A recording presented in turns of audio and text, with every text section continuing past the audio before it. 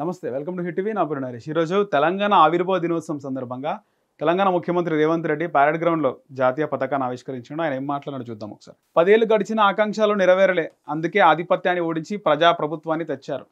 ప్రజల కలల సాకారమే మా ఎజెండా, పటిష్టంగా సంక్షేమ పథకాలు అమలు. రైట్, సంక్షేమ పథకాలు అయితే అమలు అవుతున్నాయి, అమలు అవ్వట్లే, కొన్ని అయితే అమలు అవుతున్నాయి, బాగానే అమలు అవుతున్నాయి. చాలామంది లబ్ధిదారులు అమలు పొందుతున్నారు.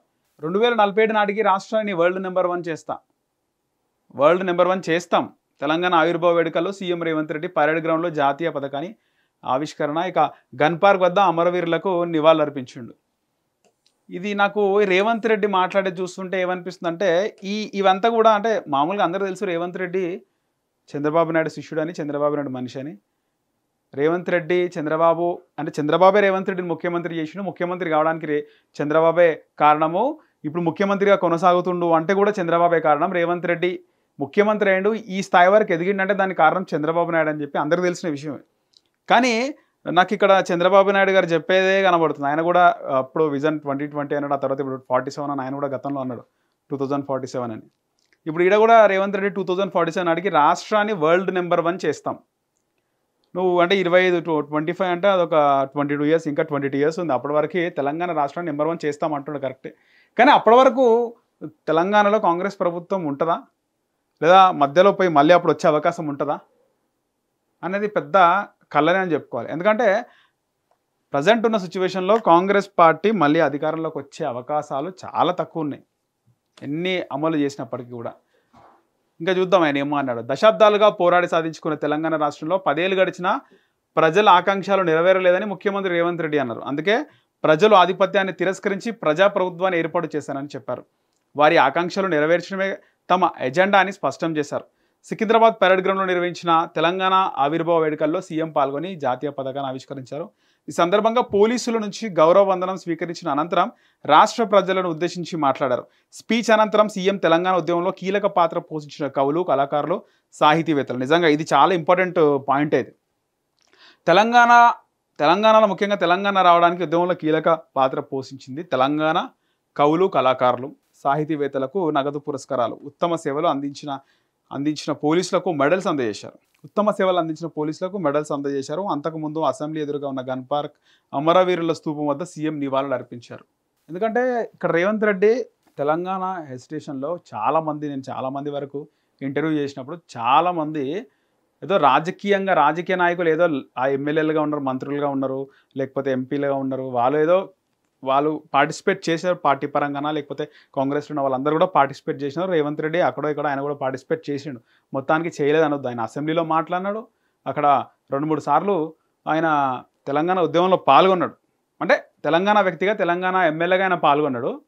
కరుడుగట్టిన తెలంగాణ ఉద్యమకారుడు అయితే రేవంత్ రెడ్డి లేడు. కానీ ఒకసారి ఆయన గన్ పట్టుకొని వెళ్ళే విజువల్స్ చాలా వరకు వైరల్ చేస్తుంది బీఆర్ఎస్, రేవంత్ రెడ్డి తెలంగాణ ఉద్యమంలో లేడని. ఎందుకంటే అప్పుడు చాలా వరకు టీడీపీ ఎమ్మెల్యేలు ఇంట్ల పైన అటాక్ అయినాయి. రేవంత్ రెడ్డి ఎలా అంటాడు, ముందే ఆయన ఎవరికి ఇనే పర్సన్ కాదు, ఒక మాట అంటే అస్సలు ఊరుకోడు, కౌంటర్కి పెద్ద రీకౌంటర్ ఇస్తాడు. అల్లు అర్జున్ ఎట్లా తగ్గేది లేని విధంగా ఆయన వైఖరి మనకు తెలుసు. అలాంటి రేవంత్ రెడ్డిని పైన ఇంటిపైన అటాక్ చేస్తే ఆయన ఎట్లా ఊరుకుంటాడు, చేతో గన్ పెట్టుకొని పోయినాడు. సో అది బాగా వైరల్ చేస్తారు. ఆయన కూడా తెలంగాణలో ఉన్నాడు. తెలంగాణలో మరి అంత పార్టిసిపేట్ చేయకపోయినా ఉన్నటువంటి పార్టీ ఆంధ్రాకి చెందినటువంటి పార్టీ కాబట్టి, అంటే ఆంధ్ర నినాదం ఉన్నటువంటి పార్టీ, సమైక్యాంధ్ర నినాదం ఉన్న పార్టీ కాబట్టి ఆయన ఆ విధంగా ఉన్నాడు.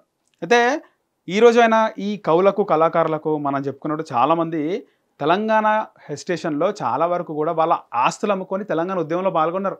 సకల జనుల సమ్మె కానీ, వంట వార్పు కానీ, చాలామంది జోబ్లాల నుంచి డబ్బులు పెట్టుకొని తెలంగాణ రావాలి, ఇది హిస్టారికల్ మూమెంట్, ఈసారి రాకపోతే ఎప్పటికీ రాదు అనే విధంగా చాలామంది చాలా ఏరియాస్లో వాళ్ళ ఆస్తులు అమ్ముకొని స్టేట్ వైడ్గా తిరగడానికి డబ్బులు కావాలి కదా, మళ్ళీ వాళ్ళకి వేరే సోర్స్ లేనప్పుడు వాళ్ళ ఆస్తులు అమ్ముకొని మరీ తిరిగినారు. చాలామంది వాళ్ళ డేస్, వాళ్ళ టైం మొత్తం కూడా ఉద్యమానికి కేటాయించిన వాళ్ళు ఎంతోమంది, 100,000 మంది ఉన్నారు. అందులో కవులు ఉన్నారు, కళాకారులు ఉన్నారు, ఇంటలెక్చువల్స్, మేధావులు ఉన్నారు, చాలామంది ఉన్నారు. వాళ్ళందరికీ కూడా గౌరవించాల్సిన సందర్భం. వాళ్ళని ఎప్పుడు కూడా గౌరవిస్తూనే ఉండాలి. ఇలాంటి ఆవిర్భావ దినోత్సవాలప్పుడు ఎప్పుడు కూడా వాళ్ళని పిలిచి గౌరవించాలి, ఎందుకంటే వాళ్ళ జీవితం వాళ్ళ త్యాగం చేసినారు కాబట్టి.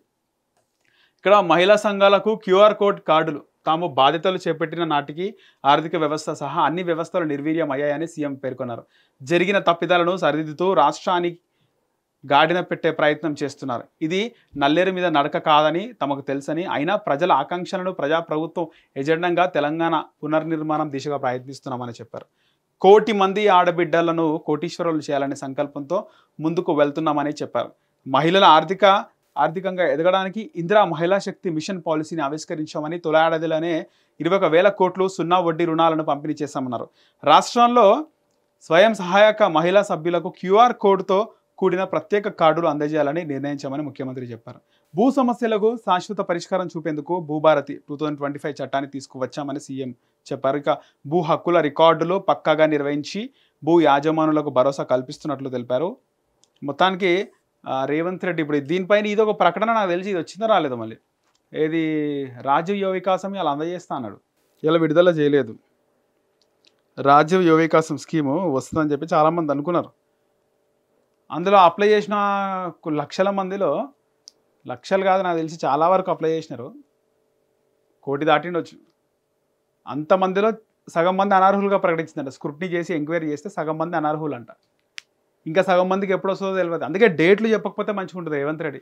ఎప్పుడు చూసినా ఏప్రిల్, మే, జూన్, జూలై అని డేట్లు చెప్పుకుంటూ పోతున్నాడు.